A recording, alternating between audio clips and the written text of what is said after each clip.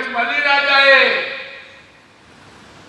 ભગવાન ને વૈકુંઠમાં પહોંચ્યા રજા આપી, માએ ભીખ લીધી અને તેની નોકરીઓ કરી, ત્યાં જઈને અને વતન થઈને વૈકુંઠમાં લઈ આવ્યા. તેમ આજે અમારા સંતોના ચરણોની રજથી અમે બધાએ પ્રભાવિત થયા છીએ. હું કોણ? જેઠા બાપો તો ઠીક છે, પણ હું બી હરિહર સંપ્રદાયને કોટી કોટી સહસ્ત્ર કોટી નમન કરું છું કે જે એના સંતોએ કોઈ દિવસ પોતાનો વારો વધાર્યો નહીં. એને વિચાર કર્યો કે આખું ભારત માતા જે આખી આ ભૂમિ છે ભારતની, એ જ્ઞાન ગંગા છે, એ બધાએ આભાર છે. અને એને પોતાની રીતે કોઈ વારો વધારો નહીં. કચ્છ કડો ભાગીદારોને આટલું બધું એને આપ્યું, જ્ઞાન આપ્યું, ભટકતા હતા, ઘણું બધું કર્યું. ઘણી ભૂખ હતી અંદર, જેમ કામને જમવાનું જુએ છે ને એમ આત્મામાં બેઠો હોય ને એને જ્ઞાનની જરૂર હોય છે. તો ઘણું બધું કર્યું અમારા પૂજ્ય વડીલોએ. પણ આખરીમાં આ હરિહર સંપ્રદાયના જેને કહીએ એક શિરોમણી,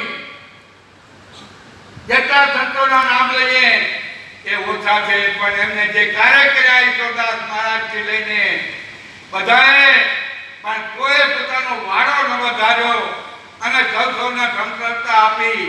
અને આપણે બધા એક જ કુટુંબ, વસુદેવ કુટુંબ થઈએ તો આપણે સાથે મળીને આપણે બધા ભજન કરીએ, ભગવાનનું નામ લઈએ. વાડાની જરૂર નથી, બધામાં ઈશ્વર છે. તેમ આપણે બી આ કાર્ય કરીએ. આવા સંતોની અમારી પાસે સંતો નહોતા અને ખોટી રીતે આપણે બધાને ખબર છે માર્ગ ભૂલી ગયા. આપણું માર્ગ બતાવનાર મહાન, આપણા માટે ભગવાન કહીએ, ગુરુને, એવા લાલરામજી મહારાજ આપણા, જે સંતોને લોકો તુચ્છ ગણતા હતા. એ સમયમાં એને કોઈ આશ્રમ નહોતા માનતા, કોઈ પબ્લિક બી કોઈ માનતી નહોતી. એવું આવા અન્યાયીઓએ નક્કી કરી નાખ્યું હતું. પણ ભગવાનને મંજૂર હશે અને એને ઈશ્વરરામ મહારાજને ગુરુ બનાવી અને પોતે ત્યાં રહ્યા. અને એના પછી ઈશ્વર આશ્રમની સ્થાપના એને કરી. કરવા ભાગીદારોને આજે એને એના વખતમાં જે ઉમિયા માતાજી સ્થાન અહીંયા નહોતું, તો એ જેનો દ્વારો હતો ને સંતોનો, જેને રાતની ભજન કર્યા હતા, વિહારી સાહેબ ત્યાંના મહાન સંત થઈ ગયા. એની ભૂમિ હતી અને એની ઈચ્છા હતી કે અહીંયા આ ભૂમિમાં સંતો પધારે વાધારમાં અને કાંઈ ઉધાર થાય. એટલા માટે એનો ઇતિહાસ તો બહુ લાંબો છે, પણ આજે સમય નથી. પણ એ રીતે વિહારી સાહેબ ક્યાં છે ને ક્યાં ગયા ને આપણા ગોલિયા ઉપર ખાલી એના ટોપલા આ બધું પડ્યું છે. આપણા સંતોએ જે કાંઈ ભજન કર્યું એની પુસ્તિકાનો બી પોટલો બાંધવો પડ્યો છે, એ બાંધ્યો પડ્યો છે.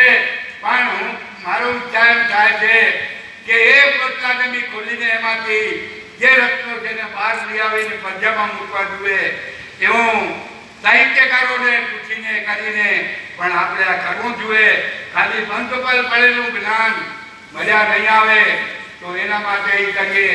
આવો હરિહર સંપ્રદાય અને સંપ્રદાયના ગુરુ લાલરામજી આજે હું ધન્ય અનુભવું છું. કોટી કોટી વંદન હું કરું છું ડોક્ટર કોગારીને કે તમે જે પાયાની વસ્તુ આજે જે કરી, મને જે સન્માન કર્યું, એ સન્માન મારું નથી. એ સન્માન પેલું જે છે એ મારા પરિવાર રામભાઈ લતા ચોપડા પરિવારના સભ્યોનું છે. એના પછી એ પરિણામ મારા ગુરુ વાલા મહારાજનું છે, જેને મારી આ કઈ સુધારી, મને એક રસ્તો ઉઠાયો, મને મારાથી દૂર કર્યો. એવા મારા ગુરુ વાલા મહારાજે જે મને જે વચનો કયા એનું કુદરતે મને પાલન નહીં કર્યું. મારા ઘરે પાલન થયો નથી, પણ છતાં બી એની દ્રષ્ટિ મારા ઉપર પડી. અને મારામાં રહેલા વચનો આ તે બીજું અને મારા બાપ જે મારા મા બાપ છે એને તો મારા માટે કે મારા પરિવારે મને છૂટ આપી દીધી, મેં જે કરવું એ સ્વાભાવિક એ રીતે આજે આ કર્યો, આ બધું મેં ભારતના કલ્યાણ માટે ઋષિ મુનિઓના વેદોના વિચારો જે ઋષિ મુનિઓએ પોતાનું આખું જીવન હજારો વર્ષો લઈને ખર્ચી નાખ્યો, બાળકોને બધાને તે દિવસ પાઠશાળાઓ આપી ઋષિ મુનિઓ કરી આપી એમને ભણાવ્યો. પણ આ રીતે સમયની વાત છે. આ બધી રચના આ રચવાની એ જો એ રચના ન કરાવે, માનવ કે દાનવ કે ઋષિ એના ભેગા આદિ મૂકે. આ ભગવાને ધરતીનું નિર્માણ કર્યું ત્યારે એને 4 વેદોનું નિર્માણ એના મુખમાંથી 4 વેદોનું નિર્માણ થયું. અને વેદોએ એને જોયું કે મનુષ્યને પૃથ્વી થશે, બધું થશે, મનુષ્ય થશે, પણ એને જ્ઞાન કોણ આપશે? એટલે ભગવાને એને સંબંધ આપણને કરીને મૂક્યો. આ જગતના કલ્યાણ માટે તમે જોયો છો, આ જગતના કલ્યાણ માટે એને કેટલા નિયમ મૂક્યા, એ ક્યાંથી આવ્યા? આ બધી વનસ્પતિ જે ખાય છે, જંગલ, આ તે જાત જાતની એમાં બધું છે એ ઈશ્વર તારી કૃપા છે. અને એ જ કૃપા ગુરુ ઉદ્ધવરામ મહારાજે આ જ્ઞાતિને જે રાહ બતાવ્યો અને આજે ભગવાન વિષ્ણુ, લક્ષ્મી વિષ્ણુ અને જ્યારે આપણને એને ઈષ્ટદેવ તરીકે આપ્યા ત્યારે આપણે હવે બધાએ લાયક બનવાની જરૂર છે. કારણ કે બલિરાજા એના ઈષ્ટ માટે, હમણાં સાંભળ્યો ને, બલિરાજા એના ઈષ્ટ માટે એનો મસ્તક ઉપર પગ મૂકીને પાતાળમાં જતા રહ્યા, પણ રૂપિયાને અને ભગવાનને કહ્યું કે હું જ્યાં જાઉં પણ તમે મને સાથે ગપશો. એટલે ભગવાને બી એનું વચન પાળ્યું.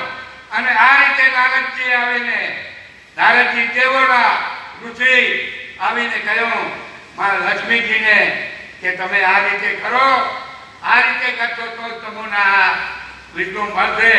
એટલે ત્યાં જઈને